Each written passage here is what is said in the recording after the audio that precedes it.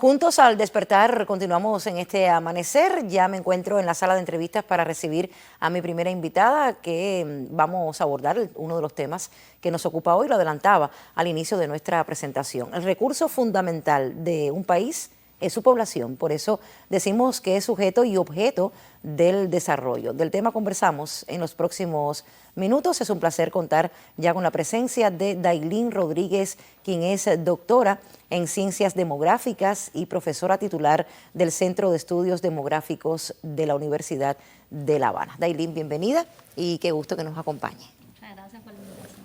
Dailín, ¿cómo afecta el envejecimiento poblacional a la estructura demográfica de un país? Buenos días. La relación es más o menos a la inversa, o sea, la estructura demográfica de una población es lo que define que sea o no envejecida. La distribución por edades de la población en términos relativos, o sea, la proporción, el peso de cada de los grupos de edad es lo que define que una población esté o no envejecida, que es independiente, aunque tiene relación con la longevidad. O sea, una población envejecida se refiere al aumento creciente de la población de 60 años y más en términos relativos, en términos de proporción.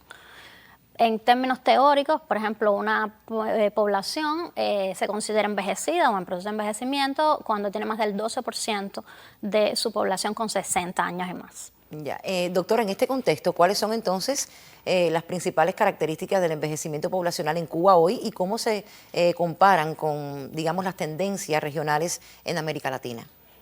Bueno, Cuba es un país altamente envejecido. Esto que le decía, del más del 12% de la población, Cuba ya pasó por ese proceso. O sea, de estas cifras estamos hablando de finales de los años 80, los años 90 ya Cuba había pasado esta proporción. Actualmente Cuba es el país más envejecido de América Latina, tiene niveles de envejecimiento muy semejantes a los países más envejecidos de Europa, que son los que han tenido una transición demográfica hacia un envejecimiento primero en el mundo. Actualmente tenemos 25,1% de población con más de 60 años, que se distribuye. Todas las provincias ya, actualmente todas las provincias del país tienen más del 20% de su población con 60 años y más. Se encabeza la lista Villa Clara con 29%. Y la menos envejecida, porque no vamos a decir la más joven, la menos envejecida es Guantánamo con un 22%. O sea, tenemos una población altamente envejecida. La mayoría de los municipios también tienen una alta proporción. Hay algunas diferencias. Los tres municipios más envejecidos del país están en La Habana, 10 de octubre, Playa y Plaza. Y el menos envejecido es Yateras, que tiene un 17%, pero el más envejecido es Plaza de la Revolución, que tiene 36% de su población con más de 60 años. Curioso. ¿Qué factores demográficos y sociales han contribuido entonces a este acelerado envejecimiento de toda la población cubana en estas últimas décadas? Bueno, la causa del envejecimiento demográfico desde el punto de vista teórico, desde el punto de vista de población, es la disminución de la fecundidad. O sea, cuando disminuye la fecundidad, disminuye la cantidad de personas, la proporción de personas en los primeros grupos de edades y matemáticamente aumenta la proporción, el peso de las personas de las últimas edades. O sea, esa es la causa directa del envejecimiento de una población. Hay otros factores que aceleran ese proceso. Uno es la migración, que como sabemos, Cuba es un país de emigración. Desde los años 30, no es un fenómeno reciente, es un país que emite más población de la que recibe y por lo general esa migración es de población joven, por tanto eso acelera el proceso de envejecimiento. Está también la longevidad, o sea, se viven más años, hay mayor cantidad de personas, pero estos factores realmente aceleran el proceso, contribuyen, pero no son lo que define una población envejecida. Y realmente la disminución de la fecundidad a nivel internacional es un logro, es un fenómeno que